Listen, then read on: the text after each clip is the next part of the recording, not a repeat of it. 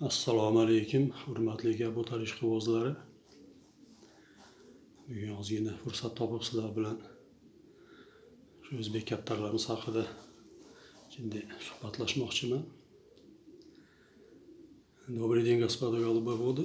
Сегодня выбрал время немножко. Хочу с вами поговорить об узбекских голубях. Вообще узбекские голуби делятся на 5 мастей. Первая – это белая масть, вторая – это черная масть, третья – цветная масть, четвертая – вот это у нас вот полосатая масть, и пятая – чилийная масть.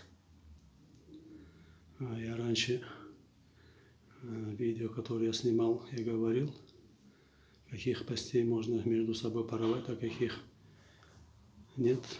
Из них вот чилийную масть ни в коем случае нельзя paravaz другими mastями. Burun biz aytganmiz suhbatlarimizda qaysi urug'larimizni qaysiga yuklash mumkinligini. O'zbek kaptarlarimiz umuman o'zi 5 urug'ga bo'linadi. Birinchisi oq urug', ikkinchisi qora urug', uchinchisi rangli urug', to'rtinchisi mana yo'llik urug', mana shu urug'imiz mana. Beshinchisi chul urug'. Bularning orasida bir-birini bir-biriga urish mumkin bo'lgan urug'lar bor, mumkin emas bo'lgan urug'lar bor. Ulardan chil urug'ni boshqa urug'larga umuman urib bo'lmaydi. Men burungi videolarimda aytib o'tganman, qaysi urug' qaysiga urib qaysiga kaptar chiqarsa bo'ladi deb. O'zi o'zbek kaptarlarimizni umuman tagi bitta. Toshkent urug'i bilan Andijon urug'ida ham tagi bitta. Ular o'zimiz eski o'zbek zot kaptarlarimizdan kelib chiqqan. Burungi kaptarlarimizni tumshuqlari o'rtacha bo'lgan, lekin ingichka bo'lmagan, qalin bo'lgan. Lekin shu Toshkent ko'proq shu dekorativniy yo'nalish bo'yicha ketgan, Andijon ko'proq shu uchqur yo'nalish bo'yicha ketgan. Ikkosi ikki xil yo'nalish bo'yicha ketgan. Endi bularni bir-biriga urib ota-bobolarimiz bulardan bizga hozirgi shu paytgacha yetib kelgan hakkalarda, chinnilarda, sochlarda, qizilto'shlarda shunaqa urug'larni kelib chiqargan bu. Bilim yetarli emas odam hozir gapirayotgan gaplarni eshitib, bu nima deyapti deb tushunmasligi mumkin. Lekin bu kaptarvozlikda ham albatta bozordan eski urug'ni bir qarab ko'rib tanib olganimiz yaxshi. Lekin bir seleksiya degan narsa bor bu kaptarvozlikda. Albatta shu seleksiyani bilishimiz kerak. Keyin bir o'tirib gapirayotgan yerlarimiz xijolat bo'lib qolmasligimiz uchun shu ota-bobolarimiz bizga seleksiya qilib shu urug'larni bir-biriga urib, shu bizga shu zotlarimiz chiqarib bergan hozirgi kungacha. Bu albatta oson bo'lmagan. Shuning uchun kelajakda kaptarlarimiz aynamasligi uchun, zotlarimiz yo'qolib ketmasligi uchun shu seleksiya degan narsani albatta bilishimiz kerak. Bu katta kaptarvozlarimiz ko'pchiligi biladi buni. Endi yoshlar uchun shu kelajakda shu yoshlarimizdan bilsin deb bir qator gapirib o'tyapmiz shu narsalarni. Meni shu burungi videolarimda bor gapirgan gaplarim. YouTube'ga kirib Yuldasov Abdusalam Город-Ош узбекские голуби deb kirsanglar shunda chiqadi.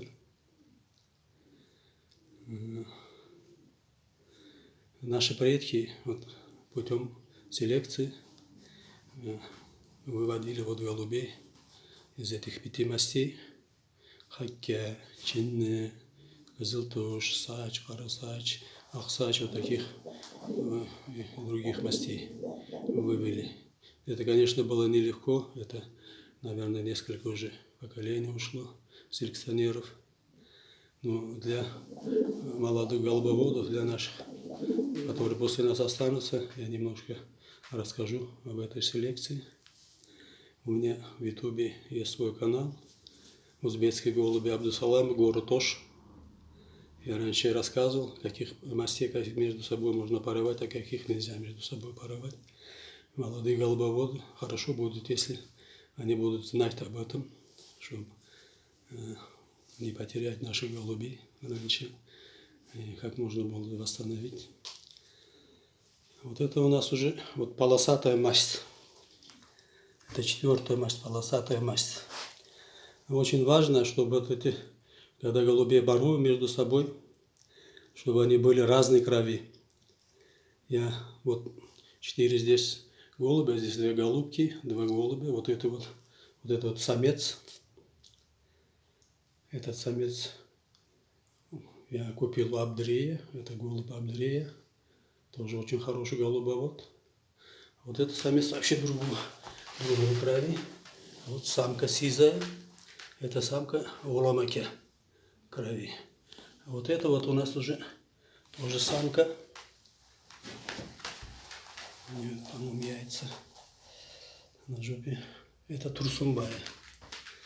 Почему я это говорю? Очень важно, чтобы разная была кровь. Чтобы голуби, когда одинаковая становится кровь, когда между собой одну кровь паруем, маленькими становятся голуби, уменьшаются на лохмах, на пальцах появляются лохмы, всякие болезни появляются. И поэтому очень важно, чтобы выбирали мы хорошей крови из разных кровей, у разных людей. Вот это 2 пары. Из них, если пескунов удастся мне получить, на следующий год их пескунов между собой уже можно будет паровать. Тогда мы восстановим нашу старую породу, нашу голубей. Burungi zotlarimizni tiklab chiqarishimiz uchun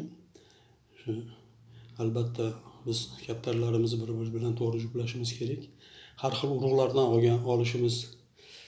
olishimiz yaxshi bo'ladi. Har xil odamlarni, yaxshi kaptarvozlarni, yaxshi urug'larni tanlab olganimiz yaxshi bo'ladi. Kaptarlarimiz shunda aynimaydi, kichkinalashib ketmaydi, panjalarida paypoqlar paydo bo'lmaydi, tumshuqlari ingichkalashmaydi. Uchlari ham yaxshi bo'ladi kaptarlarda. Mana bunavi moda. Ana modani buni G'ulom akadan olganman. Eski o'zimizni akamiz, eski kaptarvozimiz. Bunavi nor, yo'ri nor, balasati yo'ri, bu nor umuman boshqa urug'da. Bunavi nor mana o'zimizni mana Abdreydi urug'ida. Moda. Modamizni ko'ta tuxumi bor. Bu Tursunboyni urug'idan. 4 xil urug'dan olganman. Shu kaptarlarimizni tiklab olishimiz uchun, vastonavit qilib olishimiz uchun, kaptarlarimiz xona aynimasligi uchun.